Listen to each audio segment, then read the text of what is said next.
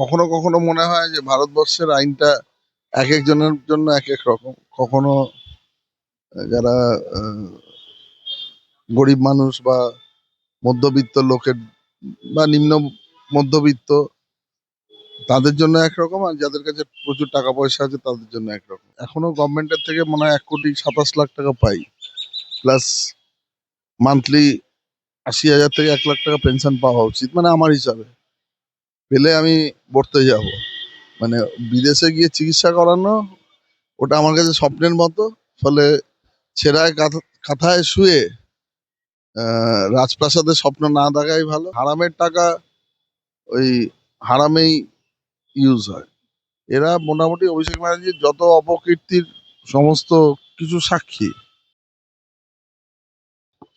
আদালত যখন মনে করছে সেক্ষেত্রে তো আর আমার মন্তব্য এখানে নিষ্প্রয়োজন, বা আদালতের মন্তব্যের উপরে মন্তব্য করাও ঠিক নয়। আর বিশেষ করে এটা সর্বোচ্চ আদালতের বেঞ্চ। একটা কথাই বলতে পারি, কখনো কখনো মনে হয় যে ভারতবর্ষের আইনটা এক একজনের জন্য এক এক রকম। কখনো যারা আহ, গরিব মানুষ বা মধ্যবিত্ত লোকের বা নিম্ন মধ্যবিত্ত তাদের জন্য একরকম, আর যাদের কাছে প্রচুর টাকা পয়সা আছে তাদের জন্য একরকম। সকলের মতো আমারও হয়তো এ ব্যাপারে অনেক ভালো না লাগা আছে, বাট এটা নিয়ে মন্তব্য করাও ঠিক না, কারণ সর্বোচ্চ আদালত নিশ্চয়ই মনে করেছে যে ওনার চিকিৎসা এখানে ঠিকমতো হওয়া সম্ভব নয়। মানে যারা এখানে চিকিৎসা করেন, মাননীয় প্রধানমন্ত্রী থেকে আরম্ভ করে অন্যান্য সুপ্রিম কোর্টের প্রধান বিচারপতি, তারাও তো এখানেই চিকিৎসা করান। কি এমন স্পেশাল চিকিৎসা যেটার জন্য বিদেশেই যেতে হয়, সেটা ক্লারিফিকেশন পেলে ভালো হতো। দেখতে পাচ্ছি দীর্ঘদিন আপনারও চোখের বহু সমস্যা রয়েছে, অন্যান্য আরো অনেক সমস্যা রয়েছে। কতবার বিদেশে যান দেবাশিস দা? যাওয়ার কথাও মনে পড়েনি, আর আমার পয়সাও নেই যাওয়ার মতো। আমার গভর্নমেন্টের কাছে যে টাকা পয়সাগুলো পেন্ডিং আছে, আর পেনশন, এই দুটো জিনিস চালু হলেই এখনো গভর্নমেন্টের থেকে মনে হয় 1,27,00,000 টাকা পাই, প্লাস মান্থলি 80,000 থেকে 1,00,000 টাকা পেনশন পাওয়া উচিত, মানে আমার হিসাবে। পেলে আমি পড়তে যাব, মানে বিদেশে গিয়ে চিকিৎসা করানো ওটা আমার কাছে স্বপ্নের মতো। ফলে ছেঁড়ায় কাঁথায় শুয়ে রাজপ্রাসাদের স্বপ্ন না দেখাই ভালো। তো সেক্ষেত্রে একটা কথাই বলতে পারি যে এখানকার চিকিৎসা ব্যবস্থা যতটুকুই আছে, আহ, হয়তো আমার দৌড় ওই একবার এশিয়ান ইনস্টিটিউট অফ গ্যাস্ট্রোএন্টারোলজি আর আমাদের এইমস দিল্লির ওই অবধি ছিল। এর বাইরে আমার কোথাও যাওয়ার কোনোদিন চিকিৎসা করানো, দিল্লিতে 2-4 বার ডাক্তার দেখিয়েছি, তার বাইরে সুযোগও হয়নি বা প্রয়োজনও পড়েনি। বাকি যাই রোগ হয়েছে না কেন এখানে মিটে গেছে। একটা প্রশ্ন করবো, এই যে বললেন এইমস এর কথা তো আমাদের প্রথমেই মনে আসে, এত আহ মানে পরিকাঠামো যুক্ত একটা হাসপাতাল। যদি ভারতবর্ষে চিকিৎসার পর্যাপ্ত পরিকাঠামো থাকে দেবাশিস দা, তাহলে বিদেশে গিয়ে চিকিৎসার জন্য বিশেষ অনুমতির প্রয়োজন হলো কেন? কি মনে করছেন রাজনৈতিক ব্যক্তিত্ব হিসেবে? রাজনৈতিক ব্যক্তি হিসাবে একটাই আমার কাছে যেটা প্রশ্ন থেকে গেছে, যে এক তো বিনয় মিশ্র চলে গেছে, 2 নম্বর কথা আরো 2-1 জন এর মধ্যেই চলে গেছে কিনা সেটা আমরা জানি না। এমন 2-1 জন ক্যারেক্টার হয়তো এই দেশে নেই, যারা থাকলে অভিষেক ব্যানার্জির আরো অনেক কিছু বেরোতো। আর সব থেকে বড় কথা হচ্ছে অভিষেক ব্যানার্জি বিদেশে যে টাকা পয়সাগুলো ওই যে মানি ট্রেলে পাওয়া গেছে, তো সেই টাকাগুলোকে এক হচ্ছে সেফ সিকিউর রাখা, সেগুলো ঠিক জায়গায় ইনভেস্টমেন্ট করা। আর 3 নম্বর হচ্ছে উনি তো টাকা রোজগার করেছেন ভোগ করার জন্য। ওনার রাশিয়া, জার্মানি, বিভিন্ন দেশের মানে বিভিন্ন রকম বান্ধবীর কথা শোনা যায়। এটা কতটা ঠিক বেঠিক উনি এবং যারা ইনভেস্টিগেশন করেছে বা ওনার কাছের লোকজনই বলতে পারবেন। তো সেটা যদি আংশিকও সত্য হয়, তা দেশের বাকি মানুষজন তো আর সেভাবে সেই ভাবে অভ্যস্ত নয়। টাকা মানুষ রোজগার করে ম্যাক্সিমাম মানুষই ভোগ করার জন্য, মানে আনঅথরাইজ মানি যেটা। আর যারা কষ্ট করে রোজগার করে তারা দেখবে মানুষের সেবা করার জন্য। দুটোর মধ্যে ক্লাসিফিকেশন আছে। হারামের টাকা ওই হারামেই ইউজ হয়। আর যারা দেখবেন কষ্ট করে অনেক বড় বিজনেসম্যান হয়েছেন বা অনেক বড় বড় মানুষকে আমি দেখেছি, তারা চুপচাপ গিয়ে রামকৃষ্ণ মিশন, ভারত সেবাশ্রম সংঘ, অন্যান্য আরো বড় বড় যে প্রতিষ্ঠানগুলো রয়েছে, ইসকন রয়েছে, বা হিন্দুত্ববাদী বা অন্য ধর্মের লোকেরাও, যারা চার্চের ক্ষেত্রে চার্চ, অনেক ক্ষেত্রে যারা মুসলিমরা রয়েছেন, এই যে আজমির শরীফে গিয়ে ওনারা দিচ্ছেন, বিভিন্ন ওই ইয়ের ব্যবস্থা থাকে, লাঙ্গার বা ভোগের ব্যবস্থা থাকে, বা দরিদ্র মানুষকে সেবা করছেন, অন্যান্য সামাজিক ইয়ে কাজ করছেন আর কি, ফিলন্থ্রফিক্যাল কাজ করছেন। কিন্তু এই বিদেশে গিয়ে আমার অভিষেক ব্যানার্জিকে আমার মনে হয় যে এই কাজটাই মেনলি উনি করতে যাচ্ছেন। আর 4 তারিখের আগে অনেক ডায়লগ দিয়েছিলেন, এখন চারদিক থেকে হি সারাউন্ডেড, যে কোনো সময় ধরা পড়ে যাবেন। ফলে কোনো না কোনো একটা অজুহাত নিয়ে দেশের বাইরে যেতে হতো, না হলে এয়ারপোর্টে ইনভেস্টিগেটিং এজেন্সি অ্যারেস্ট করে দিত। সেই জন্য ওনার যে কোনো ভাবে ওখান থেকে পারমিশন বার করার দরকার ছিল। He had done this. কোথাও কি সাকসেসফুল অভিষেক বন্দ্যোপাধ্যায়? পালিয়ে যাবেন কি, নাকি অনেকে বলছেন এমপি লাট হিসেবে পালাতে পারবেন না? কি মনে করছেন আপনি? আপনি নিজেও তো একটা সাংবিধানিক পজিশনে রয়েছে। ডিপ্লোম্যাটিক পাসপোর্ট নিয়ে যাচ্ছেন, এবার ওনার অরিজিনালি কটা পাসপোর্ট আছে সেটা তো কেউ জানে না। ঋতব্রত সে ব্যাপারে একটা বিস্ফোরক তথ্য দিয়েছিলেন। যদি ওনার একাধিক পাসপোর্ট থাকে, মানে বা অন্য দেশের নাগরিকত্ব নেওয়া থাকে, এবারে আমেরিকা যাওয়ার পরে যদি নির্দোষ হয়ে যান, সে দেশের সাথে যদি এক্সট্রাডিশন না থাকে, তাহলে আনাটা খুবই কষ্টকর। যে এদেশে থেকে এই দেশের আইন মানে না, দেশের বিরুদ্ধে কথা বলে, সে বাইরে গিয়ে সে ল অ্যাবাইডিং সিটিজেন হয়ে যাবে, এটা ভাবার কোনো মানেই হয় না। খুব ব্যাপারটা রিস্কি। ওখান থেকে যে কোনো জায়গায় চলে যেতে পারে। ওখান থেকে যদি অন্য কোনো দেশের সাথে ট্রিটি বা প্যাক্ট থাকে বা নাগরিকত্ব থাকে, সেক্ষেত্রে অভিষেক ব্যানার্জিকে আনাটা নেক্সট টু ইম্পসিবল হয়ে যাবে। আমি দেবাশিসে একটা প্রশ্ন করব, যে হাজার রকম জীবনদায়ী কেস কোর্টে ঝুলে রয়েছে, সংবেদনশীল কত কেস, আরো কত কি, ভাইপোর চোখ দেখাতে আমেরিকা যাওয়ার মামলা সুপ্রিম কোর্টে দুদিনেই শুনানি হলো এবং অনুমতিও দিয়ে দিল সুপ্রিম কোর্ট। এত এত কেস ঝুলে রয়েছে, সেগুলোর শুনানি তো মানুষ মাথা ঘুরেও পায় না। আবার বললাম যে ভারতবর্ষের কখনো কখনো মনে হয় আইন দরিদ্রদের জন্য একরকম, ধনীদের জন্য একরকম। যদি নর্মাল মানুষকে দেখেছি, আমিও নিজে সুপ্রিম কোর্টে গিয়ে কখনো কখনো কেস করতে গেছি, খুব রেয়ারলি এরকম ভাবে শোনা হয় for very very important cause. Abhishek Banerjee এত বড় একটা অপরাধ ঘটিয়েছে, তারপরে how did he achieve such permission from the court, এটা তো একটা খুব আশ্চর্যই করে লেগেছে আমার। হতে পারে উনি হয়তো, মানে কোর্টের মনে হয়েছে উনি প্রচন্ড একজন ইম্পর্টেন্ট লোক, যার মামলা তাড়াতাড়ি শোনার দরকার ছিল। একটা প্রশ্ন করবো আপনার কাছে, তিনি যদি বিদেশে গিয়ে আর ভারতে না ফেরেন, তাহলে তাকে ফেরানোর দায়িত্ব কার? আদালত কি সেই দায় নেবে, নাকি পুরো বিষয়টি তদন্তকারী সংস্থার উপর বর্তাবে? আদালত তো একটা ডাইরেক্টিভস দিয়ে দেয়, দিয়ে বলে দেয় সরকারকে এইভাবে, বা তদন্তকারী সংস্থাকে বলে দেয়। আদালত সেই দায়িত্ব কখনো নেবে না। তবে যে বিচারপতি এই জাজমেন্টটা দিয়েছেন, সেক্ষেত্রে তিনি প্রশ্নের সম্মুখীন হবেন। তার কারণ হচ্ছে যদি দেখুন, এটা তো এমন একটা সেন্সিটিভ বিষয় দিয়েছেন, যার মধ্যে লক্ষ লক্ষ মানুষের বা পশ্চিমবঙ্গের কোটি কোটি মানুষের আম, শুধু কষ্টার্জিত টাকা নয়, অনেকে মার্ডার হয়েছেন, মারা গেছেন, লুট হয়েছে, চাকরি চলে যাওয়ার টাকা রয়েছে, চাকরি পেয়েছে আবার চলে গেছে, কিন্তু টাকাটা এদের কাছে রয়ে গেছে, সেই জিনিস রয়েছেন। বাচ্চাদের মিড ডে মিল রয়েছে, কিছুদিন পরে আরো বড় বড় ফাইল ওপেন হবে। হেলথ ডিপার্টমেন্টে অনেক দুর্নীতি রয়েছে, কিছুদিন পরে কিডনি চক্রেরও হদিস বেরোবে। তো এইরকম মতো অবস্থায় দাঁড়িয়ে এই ধরনের একজন অভিযুক্তকে যদি সুপ্রিম কোর্ট চিকিৎসা করার জন্য ছেড়ে দেন, ট্রিটমেন্ট সকলেরই দরকার। ভারতবর্ষের অনেক মানুষেরও, যারা টাকা আছে, অ্যাফোর্ড করতে পারেন, তাদের ক্ষেত্রে কোনদিন সুপ্রিম কোর্ট এত লিবারাল হয়েছেন কিনা আমার জানা নেই।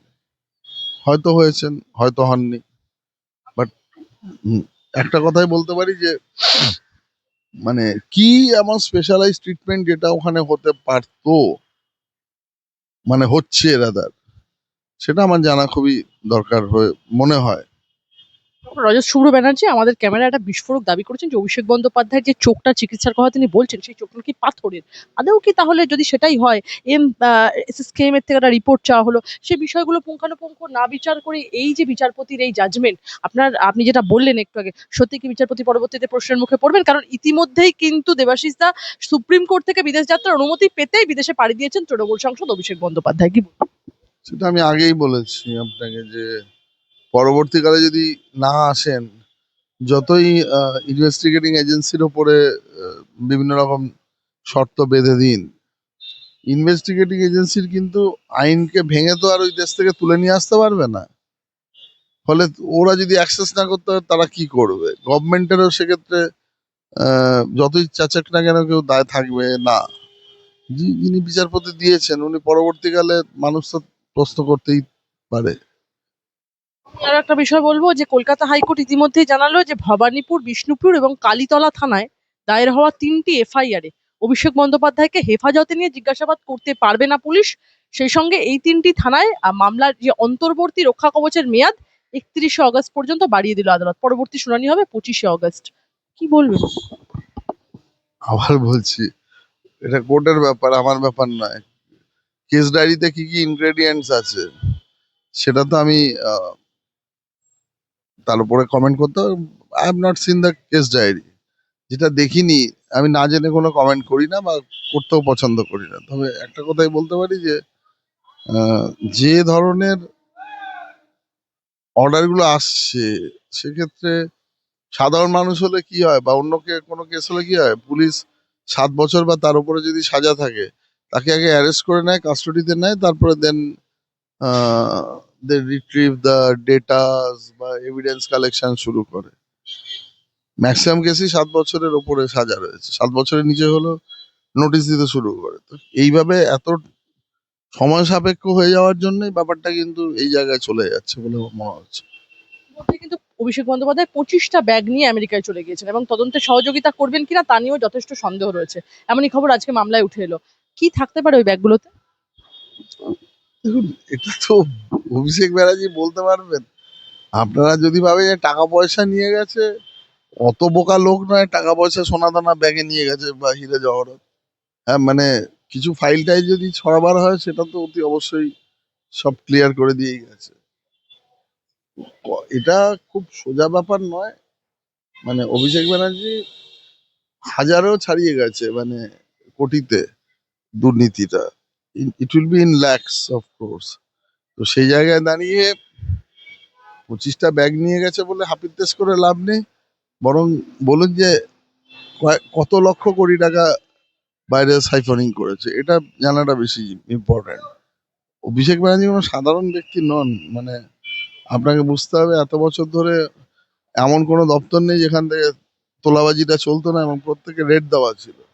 আপনি সেগুলো হিসাব করুন না, আপনি ক্যালকুলেশন করলে পেয়ে যাবেন যে মোটামুটি কত কোটি টাকার মালিক হতে পারে। আমি বলবো দেবাশিস দা, প্রাক্তন তৃণমূল বিধায়কের তৎপরতাতেই তড়িঘড়ি দাহ অভয়ার দেহ, শুরু হলো তদন্ত নতুন করে। আরজিকর কাণ্ডে নয়া মোড়, সূত্রের খবর এফআইআর এ বলা হয়েছে কার নির্দেশে নির্যাতিতার বাবা মার মানে সম্মতি ছাড়াই কে বা কারা দেহ দাহ করেছিল। কেন এই তাড়াহুড়ো? মুখ্যমন্ত্রী শুভেন্দু অধিকারী এই বিষয়ে প্রশ্ন তুলেছিলেন। তিনি বলেছিলেন এই দিকটায় সিবিআই নজর দেয়নি, ফলে এ নিয়ে পুলিশ তদন্ত শুরু করতে পারে। সেই তদন্ত শুরু হয়ে গেল। কি বলবেন অবশেষে? একটা কথাই বলার রয়েছে যে তদন্ত উনি শুরু করেছেন, খুব ভালো। মানে এটা করা দরকার ছিল, কারণ সিবিআই যে তদন্ত করেছে কয়েকটা জিনিস গ্রে এরিয়া থেকে গেছিল। মানে এই যে যেটা বললেন যে কেন তাড়াহুড়ো করে দাহ করা হয়েছিল, কেন ওই ভেঙে মানে সিন অফ ক্রাইম অন্য কিছু দেখানো হয়েছিল, সেই অরিজিনাল সিন অফ ক্রাইমকে রাতারাতি ওটা ভাঙচুর করে সেই জায়গায় প্লাস্টারিং করে দেওয়া হয়েছিল। এগুলো তো খুব সাধারণভাবে আপনি যদি ভাবেন তাহলেই তার উত্তর পেয়ে যাবেন। তো এই জিনিসের তদন্ত, বিশেষ করে ডিস্ট্রাকশন অফ এভিডেন্স, বলে একটা চ্যাপ্টার রয়েছে। আগে আইপিসি তে ছিল, এখন বিএনএস এ আছে। তো সেই জায়গায় মধ্যে ঢুকলেই মানে ওই তদন্তটা হলেও যারা ডিস্ট্রাকশনটা করেছে তাদের কাছে জিজ্ঞাসাবাদ করলে পাওয়া যাবে কাদের নির্দেশে করেছে। এবার তাদেরকে ধরলে পাওয়া যাবে সর্বোচ্চ মাথা কে সেই ইনস্ট্রাকশনটা দিয়েছিল। It's a chain like system. এটার মধ্যে ঢুকলেই কিন্তু আমরা পুরো জিনিসটা জানতে পারবো বলেই মনে হয়। দেবাশিসদা, আমি বলবো রীতিমতো একটা বিষয় আমরা দেখলাম যে তিলোত্তমার মাও কিন্তু মেয়ের মৃত্যুর পেছনে তার সহকর্মীদের ভূমিকা নিয়ে বারংবার প্রশ্ন তুলেছিলেন এর আগে। তিনি বলেছিলেন সেই রাতে যে চারজন সঙ্গে তার সাথে খাবার খেয়েছিল তাদের যতক্ষণ না গ্রেফতার করা হবে ততক্ষণ এর সুরাহা হবে না। রাতে কেন পোস্টমর্টেম হলো, অনেক জিনিস রয়েছে, সবকিছু খতিয়ে না দেখলে আসল অপরাধীদের ধরা যাবে না। কি বলবেন? রত্না দেবনাথ এই দাবি তুলেছেন। অবশ্যই, মানে আসল অপরাধীদের তো ধরতেই হবে। মানে আসল অপরাধী তো কেউ নয়, আসল অপরাধী হচ্ছে মমতা ব্যানার্জি। আসল অপরাধী ওখান থেকে বসেই অর্গানাইজ ক্রাইমটা চালাতেন। এই মেয়েটি কোনোভাবে তার বিরুদ্ধে হয়তো, দেখুন, she was relatively quite young, এবং সেই বয়সে ওর ওই যে জিনিসগুলো দেখেছে স্বাভাবিকভাবেই ইয়াং ব্লাড সবসময় চান যে কোনো সিস্টেমের বিরুদ্ধে কথা বলতে, এবং যেগুলো দেখে আহ, এই ব্যাপারগুলো যেন কোনোভাবে সমাজকে ক্ষতিগ্রস্ত না করে, এই একটা মোটিভ নিয়ে করতে গেছে। করতে গিয়ে বেচারি ওইভাবে মানে খুব ব্রুটালি মার্ডার্ড হয়েছে, রেপ উইথ মার্ডার, যেটা পৃথিবীর সব থেকে হিনিয়াস ক্রাইম হিসাবে আমরা ধরি। তো এই জায়গায় দাঁড়িয়ে মমতা ব্যানার্জির ওই সিস্টেমের বিরুদ্ধে তার লড়াই ছিল। এরপরে যারা করেছে, মমতা ব্যানার্জি যদি তাকে না প্রোটেকশন দেয় তাদেরকে, তাহলে সবকিছু বেরিয়ে আসতো। সেই জন্য তাকে এত কিছু করতে হয়েছে, পুরো অর্কেস্ট্রার মতো সাজাতে হয়েছে। সিপি ছিল, সন্দীপ ঘোষ ছিল, হেলথ ডিপার্টমেন্টের আরো বড় বড় অফিসাররা ছিল, তার নিচের পুলিশ ডিপার্টমেন্টের যারা সিপির নিচে যারা অফিসার আছেন, লোয়ার অফিসার, তাদের একটা বড় ভূমিকা ছিল। সবাইকে নিয়ে তারপরে ডেড বডি পুড়িয়ে ফেলা, সব মিলিয়ে একটা ব্যাপার ছিল। এতগুলো মানুষ জড়িত আছে। This is a racket, organise crime. তো এটা কিন্তু এর থেকে কিছু করা দরকার। আমার একটাই প্রশ্ন, রীতিমতো আমি বলবো যে শেষ দুটো প্রশ্ন আপনার কাছে আমার। সিবিআই কিন্তু আরো সময় চাইছে দেবাশিস দা, কিন্তু প্রায় তো 2 বছর হয়ে গেল তদন্তে। কেন এত সময় প্রয়োজন? নতুন তদন্তে কি আরো অভিযুক্ত বা নতুন ষড়যন্ত্রের সূত্র উঠে আসতে পারে বলে আপনি মনে করছেন? প্রাক্তন মুখ্যমন্ত্রী যিনি সারা রাত মনিটর করলেন তাকেও জিজ্ঞাসাবাদ করা হচ্ছে না, ওনার ভাইপো আবেশের নাম উঠে আসছে, তাকেও কেন জিজ্ঞাসাবাদ করা হচ্ছে না? সিবিআই যেভাবে তদন্ত করেছে, আমার মনে হয় আহ, সেই তদন্তটা আরো অনেক ফাস্ট হতে পারতো। আমি তদন্তে যতটা বুঝি, আমিও কিছুদিন সিবিআই তে চাকরি করেছি। আমি অ্যাজ আইপিএস অফিসারও কাজ করার সাথে সাথে ওখানেও কাজ করেছি। দেখুন, তদন্তে আপনি কোনো কোনো সময় কোনো কোনো এভিডেন্সকে রিট্রিভ করা যায় না বা কালেক্ট করা যায় না, বা ডিস্ট্রাকশন হয়ে যায়। কিন্তু কোথায় ডিস্ট্রাকশন হয়েছে, কারা ডিস্ট্রাকশন করেছে, সেই জায়গাটায় যদি আপনি পিন পয়েন্ট করতে পারেন, তাদেরকে কাস্টডিতে নিলেই তারা বলে দেবে কার নির্দেশে করেছে। এই জায়গায় গিয়ে কেন করেনি সেটা একটা কোশ্চেনেবল মার্ক রয়েছে তার। তো সেই জায়গাটায় দাঁড়িয়ে সিবিআই এতদিন ধরে তাদেরকে ডাকেনি বা কেন করেনি সে সিবিআই বলতে পারবে। আমার ব্যক্তিগত যেটা সরি, আমার ব্যক্তিগতভাবে যেটা মত, যে এই জায়গাটাতে হাত দিলেই মমতা ব্যানার্জিও বেরিয়ে আসতো, আর যেটা আবেশের নাম বলছেন সেটাও বেরিয়ে আসতো। মানে মমতা ব্যানার্জিকে যদি ধরুন, আমি কথা কথা বলছি যে যারা পিডাব্লিউডি, যারা লেবাররা কাজ করেছে, লেবার কন্ট্রাক্টরকে যদি কাস্টডিতে নেওয়া যেত, সে নিঃসন্দেহে এক্সিকিউটিভ ইঞ্জিনিয়ার বা চিফ ইঞ্জিনিয়ারের নাম বলতো। তাকে ধরলে সঙ্গে সঙ্গে হেলথ সেক্রেটারির নাম বলতো, হেলথ সেক্রেটারিকে ধরলে চিফ মিনিস্টারের নাম বলতো। It's a chain system. সেরকম ভাবে সেই রাত্রে মমতা ব্যানার্জি কতবার বিনীত গোয়েলকে ফোন করেছিল, অন্যান্য কোন পুলিশ অফিসার আহ, এর মধ্যে রয়েছে সেগুলো উঠে আসতো। আর মমতা ব্যানার্জি ছাড়া অন্যান্য কোন কোন পলিটিক্যাল মেশিনারির কাছে মমতা ব্যানার্জির কাছ থেকে নির্দেশ গেছিল সেটা উঠে আসতো। ফলে এই ইনভেস্টিগেশনটা এবার সাজিয়ে করাই যেতে পারতো। সিবিআই এতদিন না তো ভয় করতে পারেনি, কারণ অনেকবার গিয়ে সিবিআই, ইডি, এনআইএ এরা তো আক্রান্ত হয়েছে।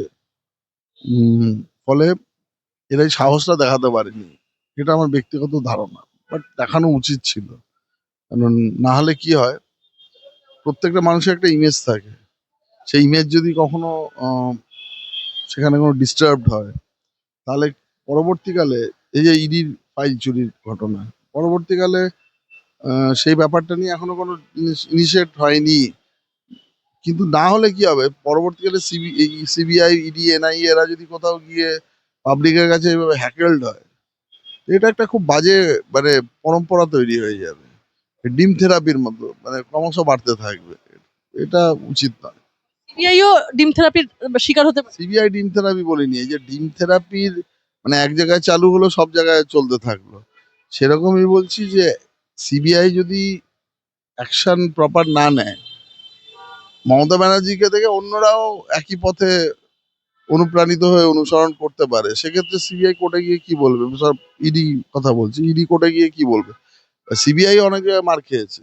রাজীব কুমারের ঘর এখানে সিবি থাকাকালীন সার্চ করতে এসে এবং ওনাকে অ্যারেস্ট করতে গিয়ে উল্টো তাদেরকে অ্যারেস্ট করে তুলে দেওয়া হয়েছে। তো সেই জায়গাগুলো মানে মানুষদের সুযোগ সুবিধা নেবে। আমার শেষ একটাই প্রশ্ন আপনার কাছে, অবশেষে কিন্তু ভবানী ভবনে হাজিরা দিলেন অভিষেক বন্দ্যোপাধ্যায়ের আত্মসহায়ক সুমিত রায়। এই হাজিরাকে আপনি স্যার কিভাবে দেখছেন? এতদিন পুলিশই বা খুঁজে পেল না কেন?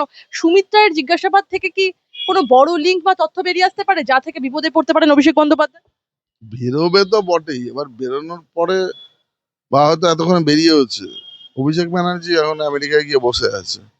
এবারে না এলে কি হবে সেটা নিয়ে আমার এখন একটা ইয়ে। সুমিত রায়, দেখুন সুমিত রায়, তার আগে বিনয় মিশ্র, এরা মোটামুটি অভিষেক ব্যানার্জির যত অপকীর্তির সমস্ত কিছু সাক্ষী। তো সুমিত রায় যে ঘটনা ঘটিয়েছে সেটা অভিষেক ব্যানার্জির নির্দেশে ঘটিয়েছে। যত কালেকশন করতো অভিষেক ব্যানার্জির নির্দেশে, তাদের পলিটিক্যাল এজেন্ডাগুলো অভিষেক ব্যানার্জির আহ, জন্যই করতে হয়েছে। এবং সমস্ত এমএলএ, এমপি বা অন্যান্য জনপ্রতিনিধিদের থেকে যে কালেকশনটা ছিল, সেটা সুমিত রায় বা ডিএমএসপি তে সুমিত রায় নির্দেশ পাঠাতো। তো সুমিত রায় এগুলো হয়তো বলেওছে এতদিনে, কিন্তু এখনো অব্দি তো তাকে কোনোভাবে টাচ করা যায়নি। এবং সুমিত রায় যখন আলটিমেটলি বলবে, তখন আর অভিষেক ব্যানার্জি এখানে নেই। এটাই সবচেয়ে দুঃখের ব্যাপার। এবারে যখন ইনভেস্টিগেটিং এজেন্সি রেডি হবে তার কাজটা করার জন্য, যদি নাই অভিষেক ব্যানার্জি হাজির হয়, সেক্ষেত্রে একটা বড় গ্যাপ থেকে যাবে। তবে আমরা হতে পারে আমরা অমূলক ভাবছি, হতে ইয়ে পারে, কিন্তু অভিষেক ব্যানার্জি যেরকম চরিত্র, না হলে আমি খুব অবাক হব যেটা ভাবছি।